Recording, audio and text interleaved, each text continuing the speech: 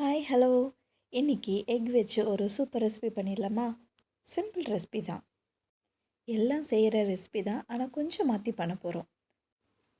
3 பெரிய வெங்காயம் எடுத்து நல்லா வாஷ் பண்ணிவிட்டு குட்டி குட்டியாக கட் பண்ணி வச்சுக்கலாம். இன்றைக்கி இந்த ரெசிபிக்கு நான் பச்சை மிளகா இல்லை வரமிளகா ரெண்டுமே ஆட் பண்ண போகிறதில்ல. அதுக்கு பதிலாக வேறு இன்க்ரீடியன்ட்ஸ் என்ன சேர்த்துறதுன்னு பார்த்துடலாம். ஓகே, வெங்காயம் கட் பண்ணியாச்சு. ஒரு க்ளீன் பவுல் எடுத்து 4 முட்டை உடச்சி உள்ளே ஊற்றிடலாம். முட்டைக்கு தேவையான உப்பு, சில்லி பவுடர், ஜீரகப்பொடி, மிளகுத்தூள், கரம் மசாலா இது எல்லாம் சேர்த்து நல்லா பீட் பண்ணிக்கலாம். நல்லா எக்கை பீட் பண்ணுறதுனால ஒரு ஸ்மூத் டெக்ஸ்சர் நம்மளுக்கு கிடைக்கும். இப்போ சாஸ்பேன் ஹீட் பண்ணிக்கலாம். அது கூட கொஞ்சம் ஆயில், கொஞ்சம் கடுகு, உளுந்தம்பருப்பு, கடலைப்பருப்பு கருகாமல் சிம்மில் வச்சு நல்லா ஃப்ரை பண்ணிக்கலாம். கட் பண்ணி வச்சுருந்த வெங்காயம் உள்ளே போட்டு நல்லா ஃப்ரை பண்ணிகிட்டே இருக்கலாம். டீப் ஃப்ரை போல் கருகாமல் பார்த்துக்குங்க.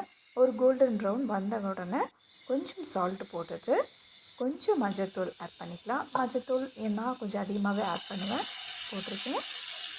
எக் மிக்சர் இப்போ இது கூட ஆட் பண்ணி நல்லா கிளறி வச்சுட்டே இருக்கலாம். எக்கோடது பாதி வெந்ததுக்கப்புறம் நம்ம வச்சுருக்க உட்டன் ஸ்பூனால் நல்லா அதையை கொத்தி விடணும். அவ்வளோதான். இப்போது நம்ம மின்ஸ்ட் எக் ரெசிபி ரெடி ஆகிடுச்சு. நான் லெமன் ரைஸோடு வச்சுருக்கேன். உங்களுக்கு பிடிச்ச மாதிரி இந்த ரைஸ் கூட வேணாலும் வச்சு சாப்பிடுங்க. ஓகே, நம்ம வாயிலேருந்து வர ஒரு வார்த்தைக்கும் உயிர் இருக்குங்க. அதனால தான் சில வார்த்தைகள் அழுகையை கொடுக்கும், சில வார்த்தைகள் சந்தோஷத்தை கொடுக்கும், சில வார்த்தைகள் ஆறுதலை கொடுக்கும். நம்ம வாயிலேருந்து வர ஒவ்வொரு வார்த்தைக்கும் அர்த்தம் இருக்குது இல்லையா? அதனால் எப்போவுமே அந்த வார்த்தைகளை கவனமாக இருப்போம். Okay, anyhow, take care, bye.